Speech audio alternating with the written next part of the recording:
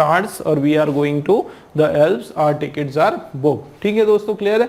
चलिए 11th question देखो आप, चूज द अप्रोप्रिएट प्रीपोजिशन हमको करना है, प्रीपोजिशनल फ्रेज करना है to complete the given sentence. क्या लिखा हुआ है, लेट अस नॉट, कि चलो हम नहीं करें, हम क्या नहीं करें, dash the fact that the child is missing, है ना। तो let us not dash the fact, मतलब इस फैक्ट को, इस सच्चाई को हम धूमिल ना करें, इस सच्चाई से हम भागे नहीं कि वो जो बच्चा है वो मिसिंग है ना। ओवर बियर जो वर्ड है, ओवर बियर वर्ड, हाँ ओवर बियर मतलब ओवर बर्डन लेना, तो ओवर बियर एक साथ वाला नहीं होता है, ठीक है, ये आपका रहता है ओवर बियर।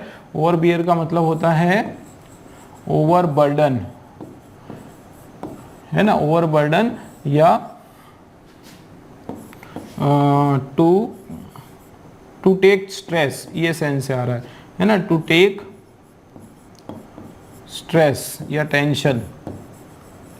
तो ये क्या है, उस मतलब में कि लेट अस नॉट, क्या लिखा, let us not over bear the fact, इस सच्चाई के ऊपर हम लोग बहुत ज़्यादा ओवर बियर नहीं करें, बहुत ज़्यादा टेंशन नहीं लें, बहुत ज़्यादा दिमाग पे नहीं लें कि बच्चा मिसिंग है। ऐसा तो होगा नहीं भाई, बच्चा घूम गया है, बच्चा मिसिंग है तो क्या होने वाला है, उसको ढूंढेंगे, टेंशन लेना पड़ेगा ना, कोशिश करनी पड़ेगी ना। तो ये ओवर बियर तो आपका मीनिंग से गलत हो गया, है ना। ओवर बियर दोस्तों एक साथ नहीं होता है, इन दोनों के बीच में गैप होती है, ठीक है।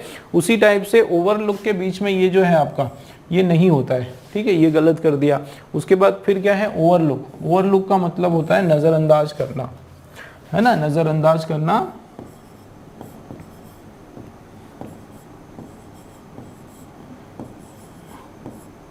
ठीक है, किसी चीज को अवॉइड करना, नजरअंदाज करना, तो वो सेंस आ रहा है। तो ये आपका सही है कि हमको जो है इस सच्चाई से दूर नहीं भागना चाहिए, नजरअंदाज नहीं करना चाहिए इस बात को कि जो बच्चा है वो मिसिंग है, ठीक। तो ये हमारा करेक्ट हो गया डी वाला। चलिए नेक्स्ट क्वेश्चन देखो, choose the most suitable determiner हमको देखना है। ये लिखा हुआ है dash the people are untrustworthy, dash the people are untrustworthy. देखो ट्रस्टवर्दी का मतलब होता है भरोसेमंद, अनट्रस्टवर्दी का मतलब है जो भरोसेमंद नहीं है। बहुत से पीपल, देखो कुछ people, some of the people, some people, any of the people, many people. इसमें मैं आपको बताता हूँ दोस्तों, सम ऑफ, ध्यान देना, सम ऑफ दो है, some of, any of people, तो some of the boy, some of the boys. तो देखो सम ऑफ के बाद आपका प्लूरल नाउन भी आ सकता है और सिंगुलर नाउन भी आ सकता है, ठीक है। एनी ऑफ के बाद भी आपका प्लूरल नाउन भी आ सकता है और सिंगुलर नाउन भी आ सकता है, ये दोनों चीजें आ सकती है, याद रखना। लेकिन ये जो वर्ड हैं दोनों, सम और एनी, इनके बाद हमेशा प्लूरल नाउन ही आएगा, हमेशा क्या आएगा, प्लूरल नाउन आएगा, ठीक है। तो some of the people are अनट्रस्टवर्दी, तो सम पीपल, तो सम जो है, सम के बाद अगर सम के बाद डायरेक्ट आपका प्लूरल आएगा, सम पीपल, सम बॉय, सम बॉयज, मतलब उसके बाद डायरेक्ट द नहीं आएगा, सम के बाद देखो द नहीं आएगा, ठीक है। सम द पीपल, देखो सम द पीपल नहीं आएगा, सम के बाद द नहीं आएगा, या मेनी द पीपल नहीं आएगा, सीधा आपका प्लूरल नाउन आ जाएगा, ठीक है। लेकिन यहाँ पे आपका देखो अगर यहाँ क्या होता है, देखो मैं बताता हूँ, जैसे हमने बोला सम ऑफ, ठीक है, प्लस अगर द लगाया, ठीक है, ध्यान देना, द लगाया तो प्लूरल नाउन, तो आपका क्या हो गया, प्लूरल नाउन। या सम ऑफ द बॉयज और सम ऑफ बॉय, सम मतलब दोनों तरीके हो सकते हैं, सम आपका, उसके बाद ऑफ द भी आ गया, उसके बाद सिंगुलर नाउन भी आ सकता है, मतलब ये सिंगुलर और प्लूरल दोनों आ सकते हैं किसमें, सम ऑफ में। लेकिन इसके साथ क्या दिक्कत है कि सम के बाद द, उसके बाद प्लूरल नाउन, ये स्ट्रक्चर नहीं आएगा। अब देखो some the people are understood, तो ये नहीं आने वाला है। Many the people, many people हो सकता था, तो ये गलत हो गया। मेनी आ सकता है, मेनी द नहीं आएगा, ठीक है। तो सम ऑफ या एनी ऑफ, दोनों में से कुछ एक आने वाला है। अब देखो some of the people are understood, कुछ, सम ऑफ का मतलब क्या होता है, कुछ जो लोग हैं वो भरोसे के काबिल नहीं है। दूसरा एनी का मतलब होता है कोई, एनी का मतलब होता है कोई, और ये हमारा जो है नेगेटिव सेंस में आता है। कौन से सेंस में, जैसे हम बोलते हैं ना, any of the people are not trustworthy, any of the people are not untrustworthy, any of the people are, कोई भी लोग अनट्रस्टवर्दी है। तो कोई भी लोग अनट्रस्टवर्दी है, दो दो नेगेटिव है, देखो ये भी आपका नेगेटिव है नहीं और ये भी आपका नेगेटिव, तो दो दो नेगेटिव जब करोगे ना, कोई भी लोग जो है भरोसे के काबिल नहीं है ना, मतलब हर कोई भरोसे के काबिल नहीं, मतलब कोई तो है, मतलब आपका नेगेटिव नेगेटिव पॉजिटिव सेंस हो जाएगा, तो आपका ए वाला करेक्ट है। ठीक है दोस्तों।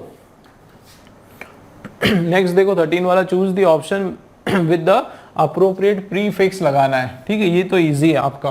क्या आ रहा है देखो, द 7-year-old चाइल्ड, 7 साल की उम्र का जो बच्चा है, इज रूड, वो बहुत ही ज़्यादा रूड है, उसका स्वभाव बहुत ज़्यादा जो हार्ड है, एंड डैश पोलाइट, तो इसका क्या लगा देखो, मिस पोलाइट नहीं होता है, अनपोलाइट नहीं होता है, इम्पोलाइट होता है, डिसपोलाइट नहीं होता है, ये बिल्कुल याद रखना है आपको, क्या हो जाएगा, इम्पोलाइट। ठीक, सी वाला हमारा करेक्ट है। देखो next question, choose the option that best punctuates the given sentence, punctuation करना है इसमें। देखो क्या लिखा है, may I have a glass of juice instead of water, ask the passenger. क्या पूछ रहा है, रिक्वेस्ट कर रहा है, देखो वो पूछ रहा है, कुछ रिक्वेस्ट कर रहा है। मे आई हैव, क्या मे आई हैव मतलब क्या मुझे मिल सकता है, क्या may I have a glass of water, sorry may I have a glass of juice instead of water, मतलब वो क्या रिक्वेस्ट कर रहे हैं कि क्या आप मुझे पानी के बदले एक ग्लास जूस दे सकते हैं। ठीक है, तो यहां तक बात हो रही। तो देखो यहां से लेके यहां तक के जो शब्द हैं, ध्यान देना दोस्तों, ये किसने बोला है, आस्क्ड द पैसेंजर, पैसेंजर ने ये रिक्वेस्ट करी, ये पूछा एयर होस्टेस से या जहां भी वो जिस वाहन में बैठा है। तो देखो यहां से लेके, ये देखो यहां से लेके यहां तक उस पैसेंजर के सीधे शब्द है, डायरेक्ट वर्ड्स है। ठीक है, और ये किसने पूछा, पैसेंजर ने पूछा। आस्क है तो मतलब सीधी सी बात है, यहाँ पे क्वेश्चन मार्क है, क्या है, क्वेश्चन मार्क के लिए हम लोग आस्क लगाते हैं। तो देखो अब यह बीच में कोई रुकावट हो रहा है क्या, कॉमा वगैरह कुछ लगाना है क्या। देखो may I have a glass of juice instead of water, तो यहाँ पे इंस्टेड ऑफ आ गया। ठीक है, इंस्टेड ऑफ ने दोनों को कनेक्ट करने का काम कर दिया, जोड़ने का काम कर दिया, कॉमा की जरूरत नहीं है, मतलब बस यही आएगा जैसा मैंने लिखा है।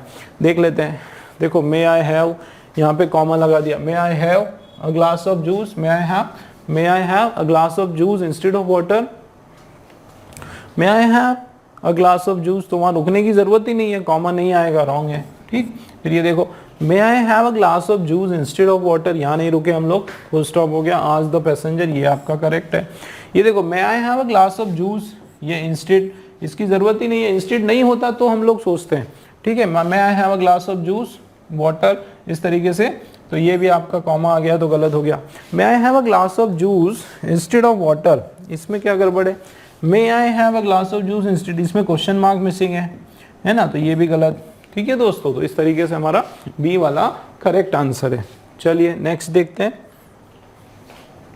Choose the option that best transform the given sentence into active voice, मतलब ये आपका पैसिव वॉइस का आपका ये सेंटेंस है। ठीक है, पैसिव वॉइस, वापस देखो पैसिव वॉइस तो जितनी ज़्यादा प्रैक्टिस करो उतना अच्छा है, ज़रूरी है एक्टिव पैसिव की आपको प्रैक्टिस करना, मैं फिर से बताऊंगा, है ना, जितनी बार ये क्वेश्चन आएगा आपको मैं इसका पूरा फॉर्मूले के साथ ही समझाऊंगा। ठीक है, आपको ताकि चीज़ें पूरी पक्की हो जाए। ये आपका हो गया एक्टिव और ये आपका हो गया पैसिव। ठीक, अब देखो आप इसमें थोड़ा सा समझ लेते हैं, ये क्या है, द लॉक, किसकी बात हो रही है, ताले की बात हो रही है। लॉक हैड बीन ओपन्ड, ये आपका लॉक हो गया, ये हैड बीन हो गया, ये ओपन्ड हमने अलग कर दिया। Using a hair pin and, ये पूरा यहाँ से लेके and a light switched off, इस तरीके की बात हो रही है। चलिए देख लेते हैं दोस्तों, इसमें आप सबसे पहले देखो मैं आपको सिंपल तरीका बताता हूँ, सरल तरीका बताता हूँ। ठीक है, इसमें आप 2-3 चीज़ें ढूंढ लो, सब्जेक्ट क्या है, वर्ब क्या है, ऑब्जेक्ट क्या है, 3 चीज़ें ढूंढ लो, बस आपका काम हो जाएगा। ठीक है, जैसे द लॉक, हाँ इसमें देखो द लॉक जो है, अब पैसिव है तो जाहिर सी बात है आपका ऑब्जेक्ट पहले आएगा, पैसिव है तो ऑब्जेक्ट पहले, यही होता है ना भाई, पैसिव में क्या होता है, ऑब्जेक्ट से शुरुआत हो जाती है और सब्जेक्ट आता है तो बाद में आखिरी में आता है, और एक्टिव में क्या होता है, सब्जेक्ट से शुरुआत होती है और ऑब्जेक्ट आता है तो बाद में आता है ना, ये तो पता ही है आपको, है ना। एक और मेजर क्या है कि इसमें ज़्यादातर क्या होता है कि सीधा आपका मेन वर्ब आ जाता है ना, आपका सीधा मेन वर्ब उठ के आ जाता है, और इसमें क्या होता है, मेन वर्ब नहीं आता, पहले आपका हेल्पिंग वर्ब आता है। ठीक है, हेल्पिंग वर्ब उठ के आता है और उसके बाद फिर आपका वर्ब मेन आएगा ना, तो वो भी तीसरा वाला फॉर्म आएगा। ये इसका मेन स्ट्रक्चर हो गया अपना। अब अपना क्योंकि पैसिव में, तो देखो ये यहाँ पे आपका ऑब्जेक्ट, ये हैड बीन जो है आपका क्या हो गया, हेल्पिंग वर्ब हो गया। हेल्पिंग वर्ब बोलो या फिर ऑक्सिलरी बोलो, एक ही बात है। अब ओपनड जो है, हैड बीन ओपनड, ओपनड जो है आपका ये क्या है, वर्ब का तीसरा फॉर्म है। देखो यहाँ तक बराबर है। देखो ये आपका ऑब्जेक्ट, ठीक, उसके बाद आपका ये हेल्पिंग वर्ब, उसके बाद आपका ये वर्ब का थर्ड फॉर्म। अब सब्जेक्ट का ऐसा है, देखो सब्जेक्ट हो भी सकता है और सब्जेक्ट नहीं भी हो सकता है। मतलब सब्जेक्ट नहीं होगा तो कोई दूसरे कोई से भी शब्द होंगे, है ना। तो सब्जेक्ट का ऐसा है कि वो हो भी सकता है और नहीं भी हो सकता है। तो ये जरूरी नहीं कि ये सारे शब्द आपके ऑब्जेक्ट ही है, मतलब सब्जेक्ट ही है, कुछ और भी हो सकता है। तो देख लेते हैं, the lock had been open using a hair pin and the lights were switched off. अब देख लेते हैं। तो देखो सबसे पहले तो द लॉक हैड ओपन, ठीक है। तो अब यहाँ पे using a hair pin, hair pin को यूज करने के बाद, and the lights were switched off, तो मान लो इसमें से यूज करने के बाद, तो यूजिंग अ हेयर पिन, यहाँ पे हाँ हेयर पिन को यूज करते हुए, ये आपका हो गया सब्जेक्ट, ये आपका क्या हो गया, सब्जेक्ट हो गया। मतलब हम शुरुआत इसमें अ हेयर पिन से करेंगे, ये तो पक्का हो गया। किससे करेंगे, अ हेयर पिन से। देख लेते हैं फर्स्ट, देखो अ हेयर पिन, यहाँ पे भी अ हेयर पिन, ये अ हेयर पिन और इधर भी अ हेयर पिन, मतलब अ हेयर पिन पे हम सब में शुरुआत करने वाले हैं। अब ध्यान देना दोस्तों, अब ध्यान देना, बहुत इंपॉर्टेंट चीज है। अब उसके बाद ना आप उठाओ सीधा अ हेयर पिन, ठीक है। उसके बाद देखो हैड बीन है ना, तो a hair pin had been open, तो had been used to, first वाला हमारा क्या है, हैड बीन। अब जैसे हैड बीन का जो केस है, हैड बीन में पता है क्या होता है, हैड बीन में नो चेंज होता है। मतलब कैसे नो चेंज, मतलब आपका अगर मान लो ये स्ट्रक्चर रहा, इधर आपका ऑब्जेक्ट रहा, इधर आपका हैड और बीन रहा, ध्यान रखना दोस्तों, हैड बीन रहा, वर्ब का थर्ड फॉर्म रहा, और मान लो इधर कोई बाय के बाद सब्जेक्ट है, तो इधर पता क्या हो जाएगा, सब्जेक्ट हो जाएगा। उसके बाद इधर भी हैड बीन ही रहेगा, क्या रहेगा, हैड बीन रहेगा, और आपका वर्ब का, ठीक है, थर्ड फॉर्म रहेगा, और आपका ऑब्जेक्ट हो जाएगा। मतलब हैड बीन रहेगा ही रहेगा, हैड बीन में चेंज नहीं होगा, याद रखना, ये याद रखना, ठीक है। हैड बीन ही रहेगा, मतलब आपका ये हैड बीन चेंज नहीं होगा। मतलब इसके हेयर पिन के जस्ट बाद, इधर हेयर पिन के जस्ट बाद क्या आने वाला है, हैड बीन आने वाला है। ढूंढो, हैड बीन आ रहा है, ठीक, इधर वॉज आ रहा है ना, तो हैड बीन आ रहा है, इधर क्या आ रहा है, the hair pin was used to open, तो had been used to open, देख लेते हैं, है ना। तो hair pin, the hair pin was used to open the lock and someone had switched, अच्छा, was used to open the lock, someone had been used to open the lock and the light were switched on, and the light were switched on। इधर हम देखेंगे तो the had been, the hairpin was used to open the lock and someone had, अच्छा देखो had been आया ना, यहाँ पे had been आया, had been आएगा ही आएगा, मैंने कहा था। यहाँ पे was आया तो कट कर दो, ये नहीं आएगा, ठीक है। इधर was आया, बिल्कुल कट कर दो, इधर वर आया, बिल्कुल कट कर दो, इधर वर आया, was आया, कट कर दो, बिल्कुल कट कर दो। मतलब क्या है, मेन चीज क्या याद रखना है आपको, कि हैड बीन के केस में नो चेंज। एक्टिव पैसिव में जब भी आप करोगे, हैड बीन आया पैसिव में, तो एक्टिव में भी हैड बीन ही आना है, बस इतना याद रख लो। तो ये अपना आंसर ही आ गया, देखो ये वाला हमारा आंसर है, the hair pin had been, ठीक है, हैड बीन। उसके बाद जो भी आया उससे मतलब नहीं, ये याद रखो कि भैया हैड बीन आना ही आना है हमारा। तो देखो the hair pin had been, ये देखो यूज टू, अब थोड़ा मीनिंग देख लेंगे, मीनिंग तो चेंज नहीं हो रहा है ना। तो hair pin had been use to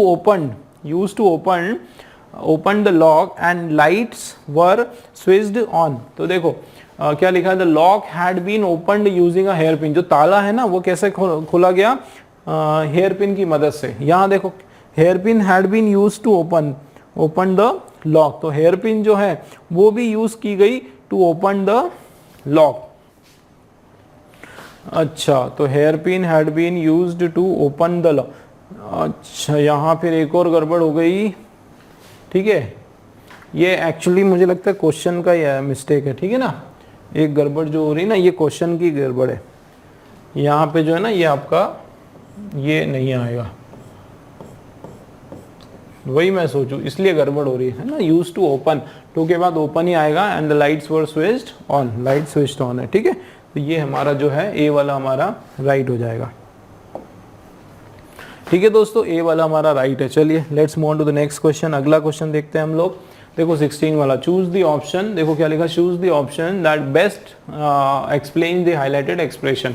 इसको ये ऑप्शन आपको चूज करना है जो बिल्कुल बेस्ट सटीक इसका मीनिंग निकाल के हमको दे रहा है। क्या है वो कि these tickets to the cricket match cost us an arm and a leg. ये आपका क्या है, फ्रेज है ना। क्या है फ्रेज आपका, एन, ये आपका हो गया फ्रेज। क्या है phrase, and arm and a leg. इसका मतलब होता है आपका वेरी कॉस्टली, वेरी कॉस्टली या वेरी एक्सपेंसिव, बहुत महंगा, ठीक है, एक्सपेंसिव, बस याद रखना है आपको, बहुत महंगा या बहुत ही एक्सपेंसिव है, खर्चेलू है, ठीक है। तो prove to be worthless, worthless मतलब किसी भी काम का नहीं, तो ये नहीं होगा, ठीक है। टू बी वेरी एक्सपेंसिव ये हो गया हमारा। कॉज्ड फिजिकल इंजरी, हमको हार्म कर सकता है, ऐसा कुछ भी नहीं बताया उसमें, ठीक है ना। फिर इन्वॉल्व बिग फाइट जुड़ी हुई है, ये भी नहीं बताया, तो ये सब रॉन्ग। क्या हो गया, टू बी वेरी एक्सपेंसिव हमारा राइट हो जाएगा। चलिए नेक्स्ट देखो, नेक्स्ट आप देखो, choose the correct form of verb from the following option in the given sentence, ठीक है। करेक्ट फॉर्म ऑफ वर्ब हमको देखना है, वर्ब का क्वेश्चन है ये। दे dash for more than 2 hours, है ना, तो दे dash for more than 2 hours. दोस्तों ये देखो फॉर मोर देन 2 आवर्स, तो देखो फॉर आया और मोर देन 2 आवर्स आया, कभी भी टाइम का फ्रेज आ गया, टाइम इंडिकेट एडवर्ब, ये एडवर्ब ऑफ टाइम, इसको कहते हैं हम लोग एडवर्ब ऑफ टाइम। कभी भी टाइम की बात आती है, for 2 hours, 3 hours, many hours, since morning, evening, कभी भी टाइम की आती है, तो हमारा जो सेंटेंस होगा वो किसका होगा, वो हमारा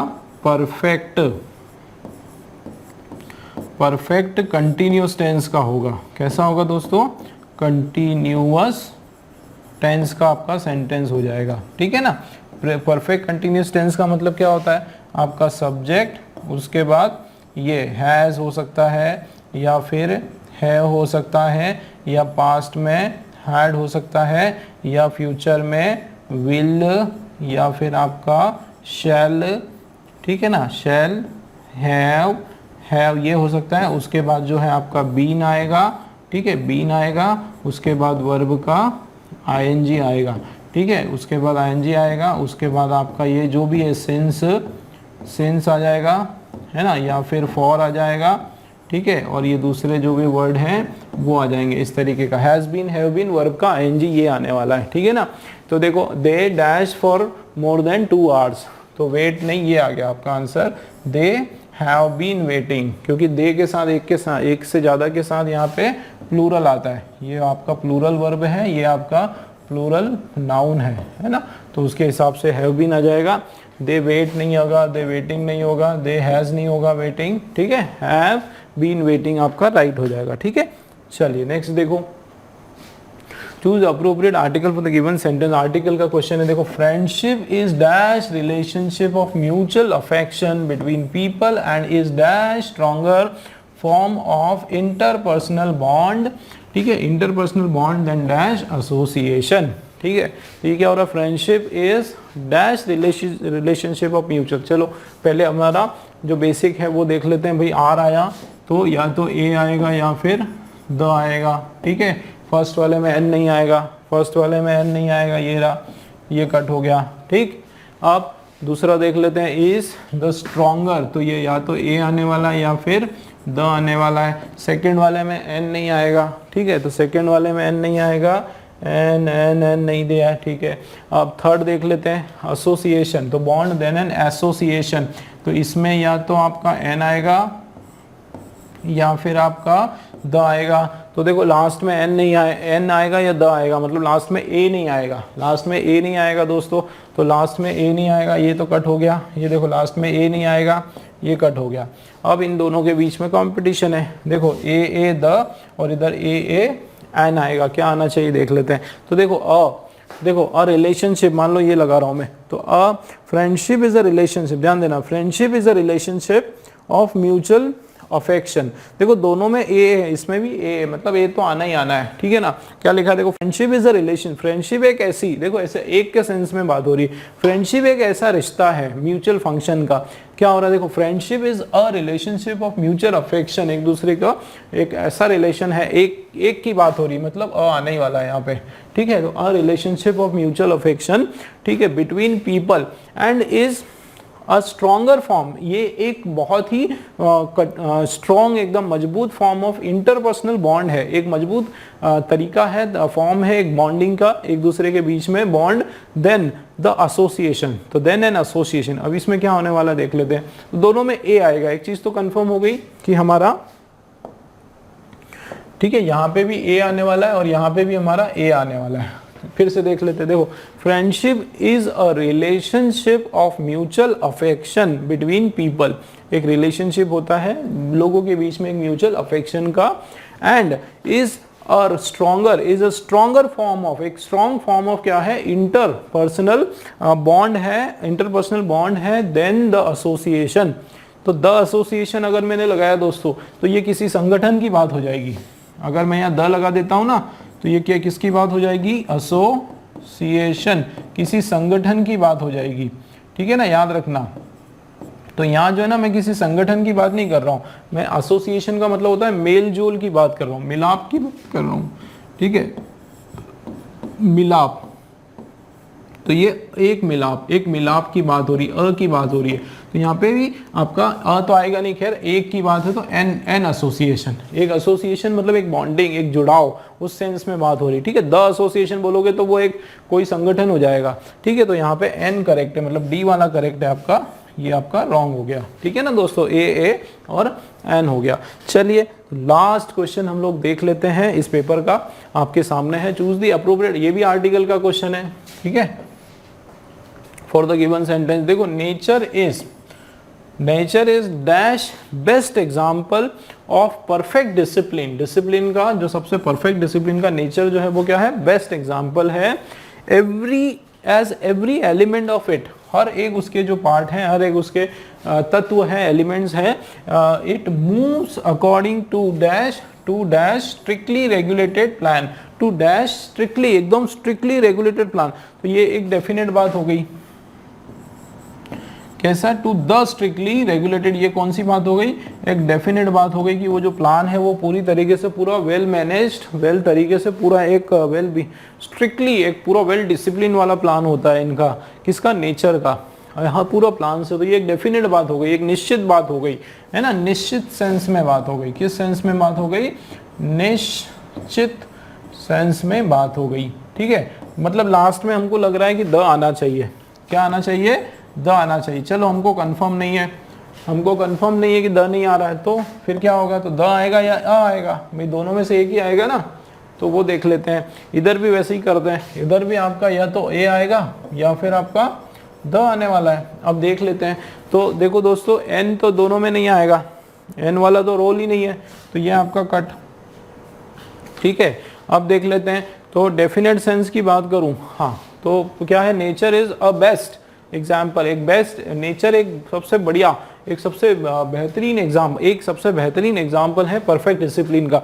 नेचर इज द बेस्ट, मतलब नेचर ही केवल वो बेस्ट एग्जाम्पल है, तो वो एक स्पेसिफिक बात में नहीं हो रहा है, नेचर एक अच्छा उदाहरण है ना, जो प्रकृति है वो एक बहुत अच्छा एग्जाम्पल है, बहुत परफेक्ट डिसिप्लिन का, एक की सेंस की बात हो रही है, ठीक है। तो यहाँ पे एक आ रहा है ना, तो नेचर इज अ, मतलब अ आएगा, है ना, तो अ आएगा, मतलब द नहीं आएगा, तो ये द इसका नहीं आएगा, ये कट हो गया। अ इसमें भी है, अ इसमें भी है ना। आप देख लेते हैं, तो nature is a best example, ठीक है, example of perfect discipline, as every element, हर एक तत्व जो है वो कैसे मूव करते हैं, according to a strictly regulated, according to एक बिल्कुल स्ट्रिक्टली रेगुलेटेड प्लान के थ्रू, या अकॉर्डिंग टू द स्ट्रिक्टली, तो द स्ट्रिक्टली या अकॉर्डिंग टू अ स्ट्रिक्टली। तो यहाँ पे हिंदी में करके देखो कि किसके हिसाब से, एक बहुत ही एक कठोरता, एकदम स्ट्रिक्ट रेगुलेटेड, एक स्ट्रिक्ट रेगुलेटेड प्लान के मुकाबले, है ना। तो उसी देखो द लगा दूंगा मैं, हाँ ये डेफिनेट की बात तो हो रही, लेकिन अगर द लगा दूंगा तो वो एकदम स्ट्रिक्टली प्लान है, लेकिन एक किसी प्लान की बात नहीं कर रहे, बहुत सारे प्लान है। मतलब ये हमारा थोड़ा सा गड़बड़ हो गया, ये द नहीं आएगा, यहाँ पे ए आने वाला दोस्त, क्योंकि यहाँ पे एक के सेंस की बात हो रही, एक एकदम सख्त स्ट्रिक्टली रेगुलेटेड प्लान, ठीक है। तो ऐसे घुमावदार क्वेश्चन आते हैं, बढ़िया बढ़िया। आर्टिकल को बिल्कुल अच्छे से करो दोस्तों आप लोग, ठीक है। पूरा अंदर जाना पड़ेगा, मीनिंग को समझना पड़ेगा, घुस के एकदम बिल्कुल तरीके से, तब जाके आर्टिकल समझ में आएगा। और मेहनत करो इसके ऊपर, और प्रैक्टिस करो, ठीक है। क्योंकि आपको ये देखना पड़ेगा कि ये कोई निश्चित चीज है, क्योंकि द लगा दिया ना, मतलब उसको बहुत सारी चीजों के अंदर से उसको अपन ने पिन पॉइंट कर दिया, हाईलाइट कर दिया, अलग कर दिया। यहाँ पे एक स्ट्रिक्ट, एक नॉर्मल प्लान की बात हो रही जो बहुत ही स्ट्रिक्ट है, स्ट्रिक्टली रेगुलेटेड प्लान है। ये हमारा राइट आंसर, ठीक है दोस्तों। तो ये हमारा पेपर समाप्त हुआ। अब मिलता हूं मैं आप लोगों से एक बार फिर से नए पेपर के साथ, बिल्कुल बढ़िया तरीके से मिलते हैं।